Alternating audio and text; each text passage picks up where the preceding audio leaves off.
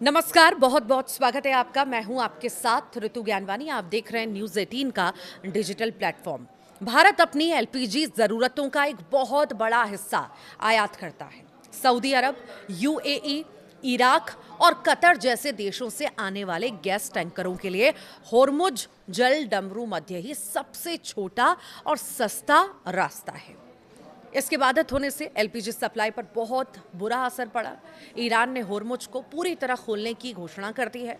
America Iran युद्ध की वजह से पिछले 47 दिनों से ज़्यादा से ये मार्ग लगभग बंद पड़ा था।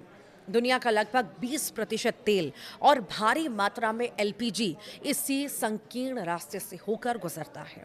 जब ये मार्ग बंद हुआ तो भारत जैसे देशों के लिए गैस और तेल की आपूर्ति का संकट खड़ा हो गया।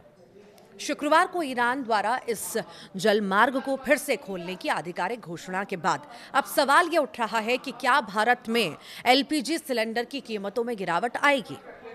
देखिए, भारत अपनी एलपीजी ज़रूरतों का एक बहुत बड़ा हिस्सा आयात करता है। सऊदी अरब हो, यूएई, इराक और कतर जैसे देशों से आने वाले गैस टैंकरों के लिए होर्मुज जल डमरू मध्य ही सबसे छोटा और सस्ता रास्ता है।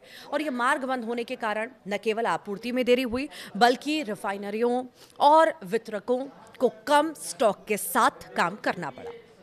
एलपीजी की किल्लत होने पर सरकार ने घरेलू गैस सिलेंडर के दाम भी बढ़ा दिए थे। होर्मुज के खुलने से तुरंत गैस के दाम में कटौती होगी, ऐसी संभावना नहीं है। देखिए, इसका कारण यह है कि भले ही होर्मुज खुल गया हो, लेकिन एलपीजी सप्लाई जल्दी ही युद्ध पूर्व स्तर पर नहीं आएगी।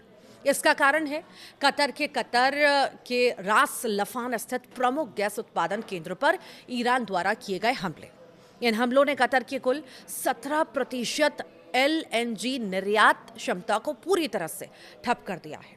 क्षतिग्रस्त बुनियादी ढांचे की मरम्मत में 3 से 5 साल का समय लग सकता है, जिसका मतलब है कि वैश्विक बाजार में हर साल लगभग 1.25 करोड़ टन एलएनजी की भारी कमी बनी रहेगी। कतर से भारत सबसे ज्यादा प्राकृतिक गैस आयात करता है। होर्मुज फिर से खोलना महत्वपूर्ण क्यों है, देखिए ये आप जान लीजिए। होर्मुज के खोलने से वैश्विक ऊर्जा परिवहन पर दबाव कम होगा, शिपिंग मार्ग अब सामान्य हो सकेंगे, यात्रा समय जो है घटेगा और बीमा लागत में भी कमी आने की उम्मीद है। वैकल्पिक मार्गों के कारण जो अतिरिक्त खर्च बढ़ गया था वो भी कम हो जाएगा। इससे भारत की ऊर्जा कंपनियों की आयात लागत कम होगी और घरेलू ईंधन कीमतों पर दबाव कम हो सकता है। भारतीय आयातकों को फिर से ज़्यादा विकल्प मिलेंगे, वहीं विखाड़ी देशों के व्यापक समूह से खरीदारी कर सकेंगे और बेहतर शर्तों पर सौदे भी कर पाएंगे।